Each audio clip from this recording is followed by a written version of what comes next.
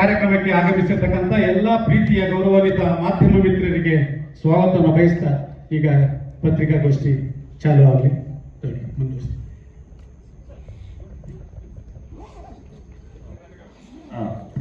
ಇದು ಚಿತ್ರವನ್ನ ಕುರಿತು ನಮ್ಮ ಚಿತ್ರದ ಬೆನ್ನೆಲುಬಾಗಿರ್ತಕ್ಕಂಥ ನಮಗೆ ಸರ್ವಕಾಲಕ್ಕೂ ಸಹಕಾರ ಕೊಟ್ಟಿರ್ತಕ್ಕಂಥ ಪ್ರಕಾಶ್ ಬಿಲೋಡಿ ಸರ್ ಒಂದೆರಡು ಮಾತನಾಡಬೇಕು ಅಂತ ಕೇಳ್ಕೊತೀನಿ.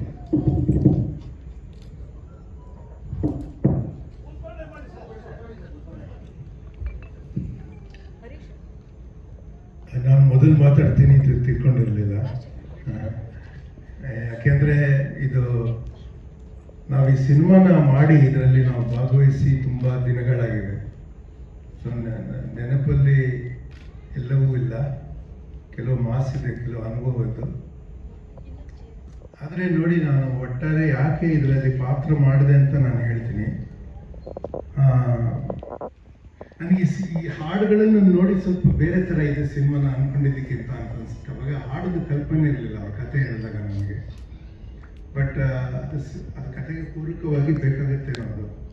ನೋಡಿ, ನನಗೆ ಸುಬ್ಬಣ್ಣ ಅವರು ಇದ್ದಿದ್ದ ಕಾಲದಿಂದ ನೀನಾಸಮ್ಮ ಜೊತೆ ನನಗೆ ಭಾಳ ಗಟ್ಟಿಯಾದ ಸಂಪರ್ಕ ಇತ್ತು, ಬಾಂಧವ್ಯ ಇತ್ತು.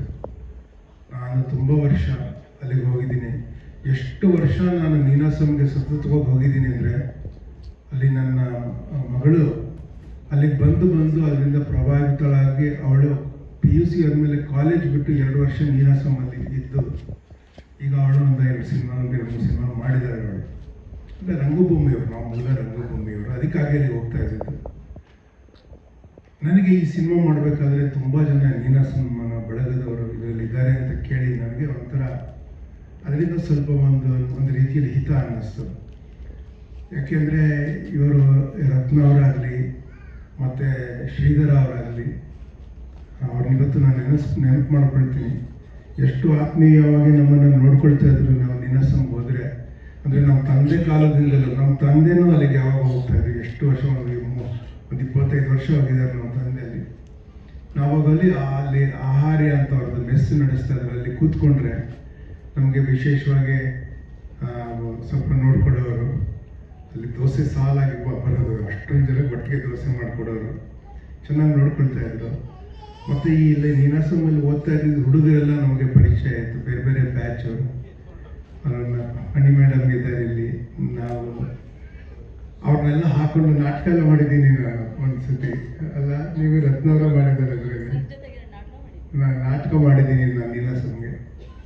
ಅಷ್ಟಿದ್ರಿಂದ ಒಳ್ಳೆ ನಮ್ಮ ಸಿನಿಮಾ ಅಂತಲೇ ಅನ್ನಿಸ್ತು ನನಗೆ. ಅದನ್ನ ಮಾಡಬೇಕು ಅಂತ ಒಪ್ಕೊಂಡಾಗ ನಾನು ರತ್ನ ಅವ್ರ ಹತ್ರ ಜಗಳನೂ ಮಾಡಿದ್ದೀನಿ. ಇದೆಲ್ಲ ಮಾಡೋಕ್ಕೆ ಬರಬಾರ್ದು, ನೀವು ಕನ್ನಡ ಸಿನಿಮಾ ತುಂಬ ಕಷ್ಟ ಇದೆ ಅಂತ ಹೇಳಿದ್ದೆ ನಾನು. ಅಂದರೆ ಸಿನಿಮಾ ಮಾಡೋ ಒಂದು ಆಸೆ ಬಂದ ಮೇಲೆ ಅದು ಯುಧಿಷ್ಠಿರನ ಜೂಜಾಡುವ ಚಪ್ಪಲತ್ತಲ್ಲಿ ಯಾರಾದ್ರೂ ಹಿಂದಕ್ಕಿಂತ ಸರಿಯೋದಿಲ್ಲ. ಒಂದ್ಸತಿ ಮನಸ್ಸಿಗೆ ಬಂದ ಮೇಲೆ ಅವ್ರು ಮಾಡಿದ್ದಾರೆ. ದೊಡ್ಡ ಸಾಹಸ ಅಂತ ತಿಳ್ಕೊಳ್ತೀನಿ. ಮತ್ತು ತುಂಬ ಕಷ್ಟಪಟ್ಟು ನಮ್ಮ ಕಿಟ್ಟಿಯವರು ಇದರ ರಚಿಸಿ ಇದನ್ನು ನಿರ್ದೇಶನ ಮಾಡಿ ಅವರ ಮುಖ್ಯ ಪಾತ್ರವನ್ನು ಮಾಡಿ ನನ್ನ ಕೈಲಿ ಅಟ್ಲೀಸ್ಟ್ ಭಾಳ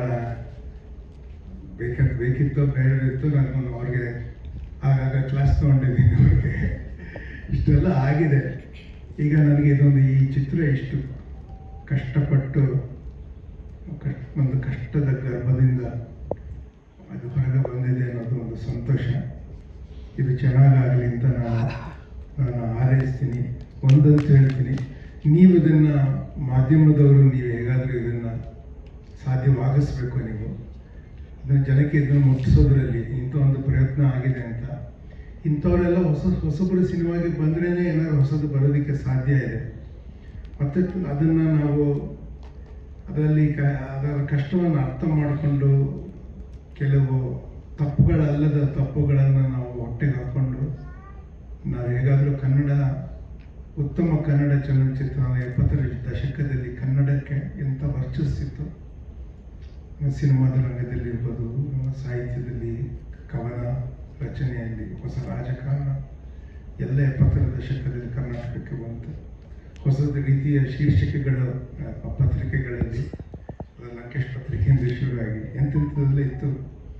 ಆ ಥರ ವರ್ಚಸ್ಸನ್ನು ಮತ್ತೆ ಪಡ್ಕೊಳ್ಳೋದಕ್ಕೆ ನಮ್ಗೆ ಆಗಬೇಕು. ಎಲ್ಲರೂ ಒಂದು ಸ್ವಲ್ಪ ಸಹಕರಿಸ್ಬೇಕು.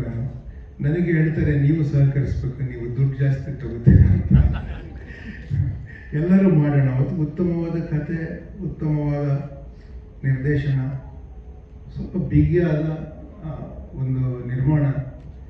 ಈಗ ಬೇರೆ ಉದ್ಯೋಗದಿಂದ ದುಡ್ಡು ಮಾಡ್ಕೊಂಡಿರೋರು ಸಿನಿಮಾ ನಿರ್ಮಾಣಕ್ಕೆ ಬಂದರೆ, ಈ ಕೆಲವರು ಮಾಲೀಕರು ಕಟ್ಟಡ ಕಟ್ಟಿಸ್ಬೇಕಾದ್ರೆ ಆರ್ಕಿಟೆಕ್ಟ್ಗೆ ಹೇಳ್ತಾ ಇರ್ತಾರಲ್ಲ, ಇಲ್ಲೊಂದು ಆರ್ಚ್ ಹಾಕ್ಬಿಡಿ, ಇಲ್ಲೊಂದು ಗೋಪುರ ಕಟ್ಬಿಡಿ ಅಂತ.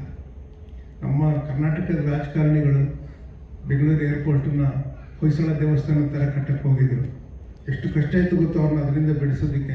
ನನಗೆ ಕನ್ನಡದ ಬಗ್ಗೆ ಅಭಿಮಾನ ಇಲ್ಲ. ಎಲ್ಲರೂ ಏರ್ಪೋರ್ಟ್ ಥರ ಇರಬೇಕು, ದೇವಸ್ಥಾನ ಥರ ಇರಬೇಕು. ಒಂದು ಹೋಗ್ತಾನೆ ಇನ್ನೊಂದು ಇರಬೇಕು. ತುಂಬ ಕಷ್ಟ ಆಗುತ್ತೆ.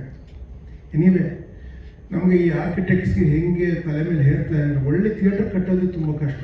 ಯಾಕೆಂದರೆ ಥಿಯೇಟರ್ ಕಟ್ಟಬೇಕಾದ್ರೆ ಆರ್ಕಿಟೆಕ್ಟ್ಸ್ಗೆ ಇಂತೂ ಜಾಸ್ತಿ. ನಮ್ಮ ಆರ್ಕಿಟೆಕ್ಟ್ಸು ಸರಿಯಾಗಿ ಸ್ಟಡಿ ಮಾಡಲ್ಲ ಥಿಯೇಟರ್ ಹೆಂಗೆ ಕಟ್ಟಬೇಕು ಅಂತ. ಆದರೆ ಅದರ ಮಾಲೀಕರ ಮಾತು ಕೇಳ್ಕೊಂಡು ಕಟ್ಟೋ ಥರದ್ದಾಗುತ್ತೆ. ಎಷ್ಟೊಂದು ಕಡೆ ಥಿಯೇಟರ್ಗಳು ಹಾಳಾಗಿರೋದು ಅದಕ್ಕಾಗಿ.